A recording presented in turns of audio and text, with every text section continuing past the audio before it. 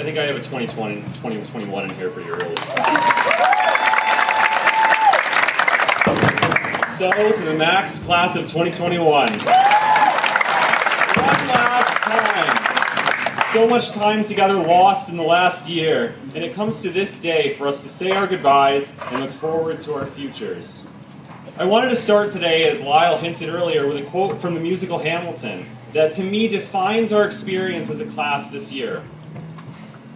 In the eye of a hurricane there is quiet, for just a moment, a yellow sky. When I was 17, a hurricane destroyed my town. I didn't drown. I couldn't seem to die. I wrote my way out. Wrote everything down far as I could see. I wrote my way out. I looked up, and the town had its eyes on me. These words speak to me in many ways as I reflect on this past year. It's no secret that a once-in-a-lifetime pandemic has turned our world upside down, throwing us back and forth between the monotony of day-to-day life in isolation and the flood of activities, sports, and exams in moments that just felt all too short.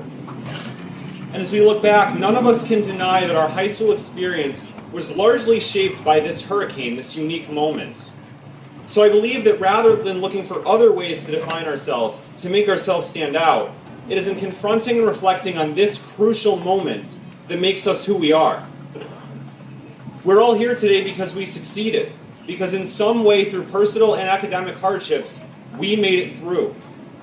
So, how did we do it? Well, first and foremost, whether we liked it or not, we were made to work hard. As if the inefficiency of everything being online wasn't difficult enough, our isolation from each other made it even harder to find motivation.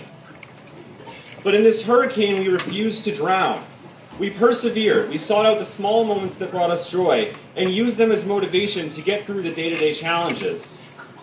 We looked forward to the light at the end of the tunnel, and as I look out with great pleasure to all the faces here tonight, I can confidently say we are in that light this very day.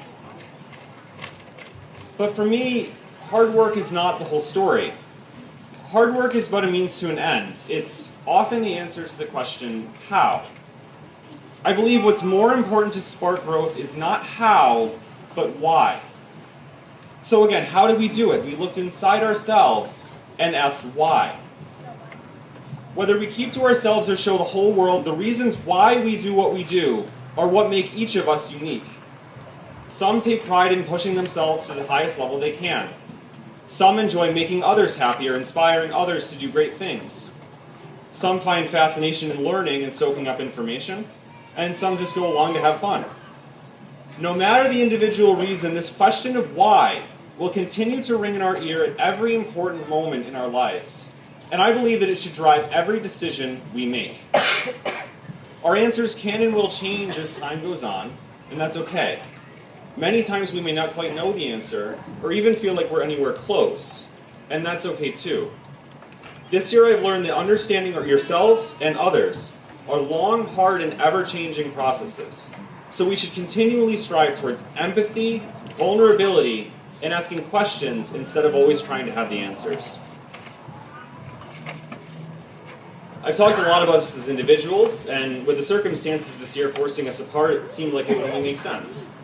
But there's another key factor to our journey throughout the last year, the last 4 years, and for that matter, the last 18 years, and that's our relationships.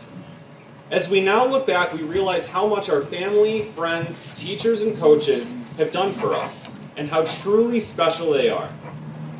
So I return to my original question one last time. How did we do it?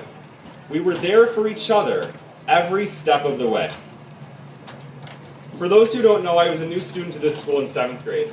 I was a pretty quiet kid, so making friends in a completely new environment was pretty intimidating for me. But I happened to play soccer that fall, and so within a few weeks I met several friends, and soon enough their families, through the soccer team. While I've become close with many others over the years, this group will always hold a special place in my heart, because they reached out when I needed it the most. I greatly appreciate them and everyone else who makes Mexico a welcoming and caring community. And it was this very sense of community that allowed us to outlast the hurricane of this year. Before I wrap up, I have a few special things. To all of my teachers, but especially to Mr. Charbonneau, Mrs. Harder, Mr. Fellows, and Mrs. Bigelow, thank you for challenging me to think in new ways and helping me to find my passions. To Coach McKenna, thank you for always challenging me to work hard and compete at the best level I could. As I'm sure many of my teammates would agree, your coaching will be greatly missed here in Mexico. To our class advisors, Mrs. Bigelow and Mrs. Baldwin, thank you for enriching our high school experience through your constant support of us and our events. To Mrs. Hyde, thank you for your extra effort in supporting us students, guiding us towards our future, and exhibiting kindness in everything you do. To our principal, Mr. Lanigan, thank you for being a guiding figure for our school and our community through your fresh perspective, strong leadership, and caring attitude. And last but certainly not least, to my mom and dad, thank you for always supporting me and steering me towards the right path, even when I wasn't perfect. So, to the Max class of 2021. We're all very excited to start the next chapter of our lives. But we should always remember the people in our lives who have supported us through the best and worst of it. And no matter where we go, we should aim to make that same difference in the lives of others. We should always remember to seek new perspectives, to look for new ways of thinking and doing. And no matter who we become, we should try to understand ourselves and others through questions, not answers. We've written our way out of this year's hurricane, and so when life's next hurricane inevitably comes, we shall again refuse to drown. Thank you.